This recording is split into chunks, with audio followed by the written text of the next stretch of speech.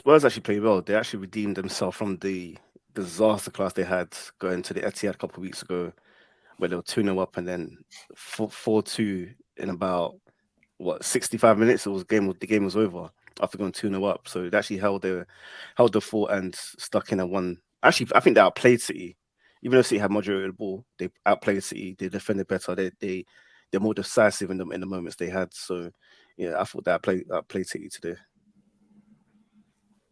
Yeah, City were uninspiring, and what's the name? PML Højbjerg. He was, yeah, he was solid, man. He was everywhere. Slightly dominated that game, but for me, I just don't understand what Pep was thinking, what he was trying to do, leaving KDB on the bench. I don't know what tactics he was trying to do, starting Julian Alvarez and what's my man's name, the robot Haaland up top without anyone to create for them. It just wasn't making sense. And Grealish is becoming a problem for me. He holds onto the ball too long. Yeah, he can attract fouls and whatnot, but he just holds onto the ball too long. And it feels like he slows down the attack, kills it off, gets the ball, they're moving fluid, he gets the ball, he will stop, starts dilly dallying with the ball, and he'll lose it more times than not. Occasionally beat his man, but more times he's losing the ball and then just out here just flicking his hair, asking the ref for foul. Yeah, I agree. He does hold it up too much on the wing. I will say his performances have improved though. I've seen him working hard, and he, to me, is a little bit more of a threat than he was at the start of the season and last season. So I'll give him credit for that, but he still needs to improve even more. He needs to be quicker. He needs to be more sharper. And to be honest, I think his best position is as a number 8, because if you play him in the middle, it will force him to play quicker. Like, it's impossible to dilly dally when you're in the middle. Like, there's too much going on. So I think it will force him to be a better player playing him as a number 8. I think if you put him as a number Yeah, 8, you're trying to kill your team. yeah, you need to get gobbled up, and the intensity in there is different from the wing. You got to make you can be decisive, but like, are you gonna battle? Like Hoiberg battled today. Him and Bentancur battled today. Even Kulu, Son, they all battled today. I don't see Grealish battling and covering ground, and getting back in shape. I don't. It's too much of a liability. Too much of a risk. If you play, I don't think. Yeah, I don't think it can work. Maybe against a crap team, but when there's a lot of transitions, I don't think you can do it. Imagine Grealish against the Corey Onana Oh, yesterday. oh, that midfield, It's like yeah. that meme, you know the meme where there's them black guys and then there's that small white guy. Oh my That might be days. licking fingers, bruv. They're calling that Onana, the Corey, and who was the other one? it's just a gay. Yeah. Yeah. Oh, They said they shouldn't have given Sean Dyche a BLM midfield. yo, he, I saw that. Yeah. Oh, Because now you got a passion, desire, and athleticism. bruh. Oh, But anyway, Dash is living life, bruv. let's stick on see that nightmare, boy. But why, like, this whole season, they haven't looked as good as they have in the past? Why do you think that is? Who? City. This Yeah. is yeah. I think today's formation wasn't that bad. Imagine Sterling and Jesus on either wing today. They literally had Grealish and Mahrez were almost one v one a lot of the time. And if you get pacey wingers 1v1, that's gonna stretch Spurs' defense. So I don't think he's got the personnel he really well, maybe he likes these players because I said a couple of weeks ago, Pep's ideal game is dominate 80% of possession with a 1-0 win. Slow methodical, 1,000 passes. And maybe these are the type of players he likes. Maybe he doesn't like the pacey wingers who might have more turnovers in them. But I, I just don't see the dynamism they need for them to be the real challengers. So we'll see what happens. Yeah. And like this, putting the wing, not wingers, putting the fullbacks in the middle. Like, it serves is good in terms of maintaining possession, but stretching defenses, stretching low blocks. I would prefer my fullbacks to be overlapping the wingers. I think In the that's past, the yeah. issue. In the past, what they would do is they'll start off four at the back and then they'll rotate in when it's natural, when it's right. But starting off that way, you're kind of too narrow. Yeah, So it's kind of, and you're not everything can be played. You can keep it in front of you that way. exactly. You're more predictable. Keep it in front of you. That's what Spurs did. They went man for man, and City found it hard. And I think that's what even led to the mistake for the goal. Yeah, yeah, man for man. It's easy to go man for man because you're not stretched. Yeah. So yeah, I think teams are clocking on now because it's Arsenal doing it now and City are doing it. So it's something that teams are aware of. The thing is, yeah, when you look at City and Arsenal, it's like Arsenal have implemented the style City had before, and City have implemented the style Arsenal had before. City have lost what they had, as people were saying, the dynamism with the wingers. There's no when you're struggling against a team like Spurs, you ain't got no speedy wingers to actually go down, take the defenders down the line, get the ball, and actually go at the defenders. Because you got Grealish, when he gets the ball, he's almost coming to a stop to try and take on the defender. Whereas if you had a Sterling, he's going at you. Like he might turn over the ball a lot, but he might get some results as well. On the other side, you got Mahrez. Mahrez as well. He's trying to cut in dilly dally. He's not really trying to go down the line, beat his defender as well. Whereas when they had Jesus, who was offering that as well. So they've lost a lot of what made them special because they could play the football in the middle and then they could also beat you on the wings as well differently. But now it's just they ain't got a plan B. Everything's just one style.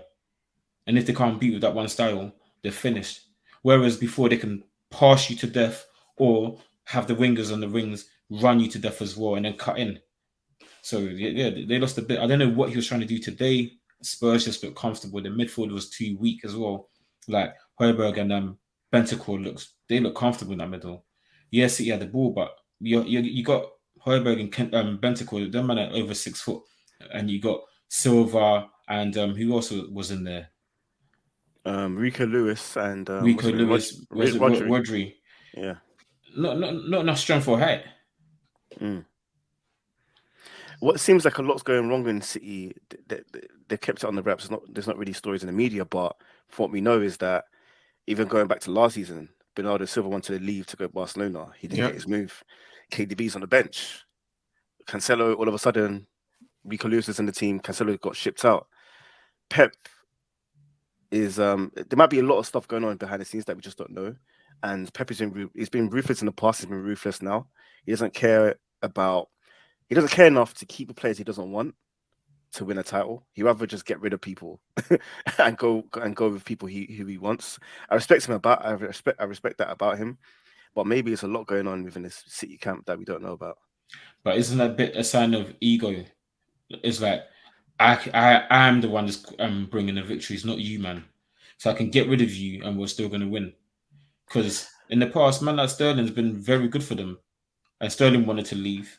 Silva wants to leave, and if you're saying Pep is ruthless and getting rid of players that's one of things in the past, that's ego. Because he's saying to them, "I'm the one that's winning the stuff, not you, man, out on the pitch." But the other extreme of it is Klopp being too loyal to certain people, and now look at them. Yeah. Liverpool have opportunity to move on and sign new players. They just haven't done it. Whereas Pep is more ruthless. Like as soon as he got the opportunity to sell Sane, he got rid of him. Sterling, Jesus. Even though he needs these people, he doesn't mind because he backs himself in the market to go find the right player. Whereas on the other end, you can say look, Klopp is being too loyal sometimes. So it's either or. Managers have their traits, and I respect it when you want to move on from a player that people perceive in the media or in public perception that you need that player because it proves that you don't rely on that one player. But if you say with Klopp he's been too loyal, you could say he tried to sign replacements and they just didn't work out. Tried to sign Ox, my man's been injured forever. Keita hasn't been good enough. Thiago can't stay fit. That's the midfield. And he brought in Konate. He brought in that who was that other one he brought in before Konate? Was it that Turkish guy? I know who you're talking about. Well, Emery Can. No, not Chan. No, he's a centre back. Yeah, the centre back. That he was an FM legend, man. Like Kazak. Yeah. Yeah. Ozan Kabak, something like that. Yeah. He brought him Konate. He's in attack. He's tried to he got rid of Mane. This is it. There's no way. Jota. There's no way that people who've overstayed their welcome, well, overstayed themselves. The time I feel at Liverpool are Henderson, Milner, Firmino, Naby Keita. Like Timo Werner wasn't working out for Chelsea. They got rid of him. Quick. Naby Keita hasn't worked out for like 4 years now. 2 years in, you should No be one like, wants him. yeah, but you take the L and move on. You take the L and move on. if you like, would Pep do that? Would Pep just hang on to him? Pep wouldn't do that. He would have just done it. Just got rid of him. So it's either extreme. Is some people like one way, some people like another other way. But yeah, I don't think it's because one manager has more money than the other.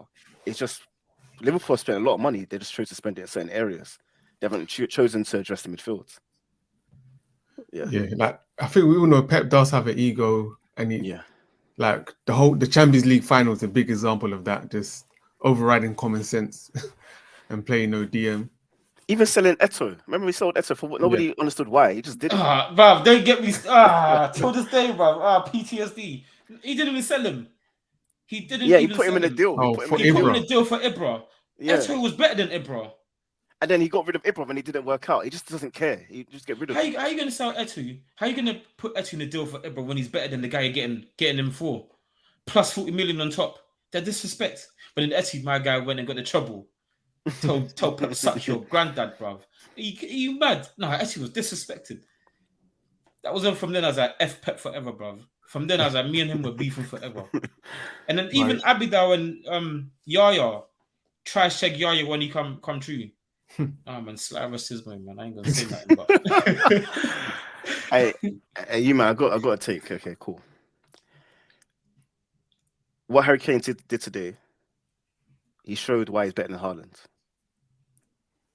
He did way more for his team, holding up the ball, creating plays for people, putting people through, holding up the ball, scoring a goal. He's way more involved, and he had more touches. Today, for me, he's a better player than Haaland. Haaland might have more goals. The goals don't always equal up to. Not every goal is equal. Not every goal it comes in every single game. Not every goal wins you matches. Today, Haaland didn't do nothing, but he's got 25 goals this season. Harry Kane scored the goal and he had a better performance. Even if he didn't score the goal, he would have had a better performance. What's your guys' thoughts? you. Kane's a better footballer. Mm-hmm. But if I'm looking for pure in and out, finishing, pure finisher, pure like in and out, in the box. Okay. Who would you pick for your team? Not Man United, just in general. If you're gonna have to start a team today, who you start with? Kane if or I've got wingers Haaland? that are gonna put ball in the box. I'm not asking that, bro. You're saying who? I'm trying to build my team. If I got a Cam who can create a system, wingers who's trying to put balls in the box, I'm going for Haaland. I think Kane's too slow. He's a good player, but I prefer Haaland. Yeah, Kane as a footballer overall package is better. It's like Messi, Ronaldo as a footballer. Messi's better, but Ronaldo is more athletic. The thing is, I've noticed now. Erling Haaland can't create a goal out of nothing. No, he cannot create a goal out of nothing. All of the goals that he's scoring is basically on a plate. It's on a plate. You can say his athleticism puts him in certain positions, but I'm talking about there's no space and you quickly make a sharp turn and just shoot and score, or do a sort of move that other strikers would not be able to, not just relying on athleticism. I've noticed that, he can't create a goal out of nothing. He always has to have someone that puts it to him, whether it's a Sancho or now a De Bruyne. So I know what you're saying, SB. In terms of if you're building a team from scratch, Harry Kane, he's so he can do it all. So you don't have to worry about the wingers. Everything. He can do a bit of everything, yeah. Whether it's wingers that cross or wingers that shoot, he's going to bang goals anyway. Haaland, you have to get specific plays for him to be at his best. Yeah, so it's an interesting one. Is Harry Kane better than Haaland? Harry Kane's a better footballer, but if we're talking about pure and out and out finisher, I'm taking Haaland.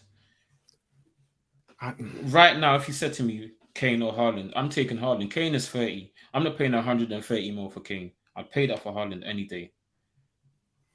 I think the thing is, you know, I've noticed now. Erling Haaland can't create a goal out of nothing. He cannot create a goal out of nothing. Yeah, I hear that.